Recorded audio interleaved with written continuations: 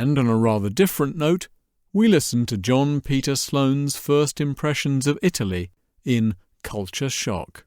One morning, David and I went to London's Heathrow Airport and boarded a plane for Milan. As expected, there were Italian and English passengers aboard. The English read newspapers, while the Italians happily protested about London prices and how bad the food was. Except for a large Italian lady who said, "I love London. I lose 5 kilos every time I go there. Forget diets. If you want to stop eating too much, just go to London for a week." Everything was going very well, until suddenly a strong wind started to move the plane. Up and down we went, and everybody was very afraid. Then suddenly I saw something strange. The Italian men were putting their hands on a very delicate part of their anatomy. "Why are they doing that?" I asked David. "I don't know," he said. "Maybe for protection." Protection. David, if I want to protect a part of my body, I will protect my face, don't you think? "John," he said patiently, "if this plane goes down, I don't think it's important which part of your body you're protecting." "Well, I think it is important," I protested, "because I will be protecting my face. So, if we crash, at least they can identify me." David considered this for a moment, then said, "Well, maybe in Italy men are identified by their—" "What?" I said. "I hope you're joking, David."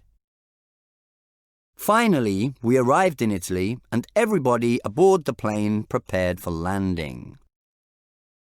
The Italian ladies closed their eyes and talked softly while the Italian men put their hands back in that sacred place I mentioned before. When the plane touched the ground, the Italians stopped breathing for a few seconds. Then, when the plane finally stopped, something very strange happened. All the Italians started clapping loudly. "Why are they applauding the pilot?" I asked. "It was a very normal landing." "Because they appreciate a good driver," said David. "And he started to applaud the pilot too." "What are you doing?" I asked. "John, we're in Italy. Come on." Outside the airport, we couldn't find a single taxi, so we decided to take a bus.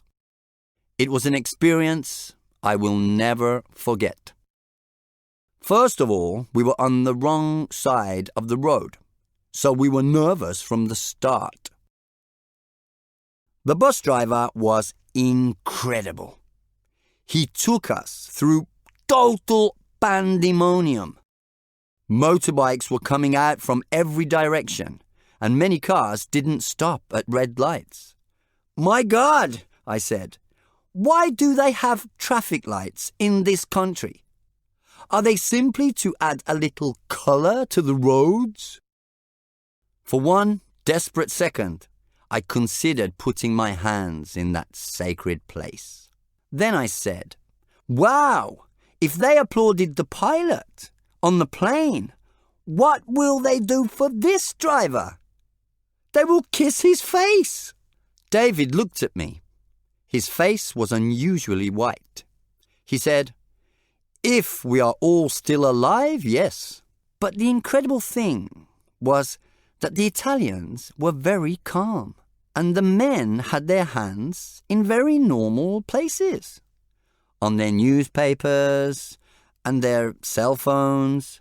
When, at long last, we reached our destination, the bus stopped.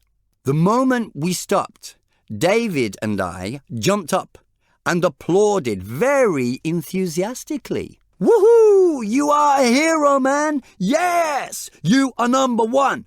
You are number one! Then we realized, with a lot of embarrassment, that we were the only people on the bus showing our appreciation for the driver.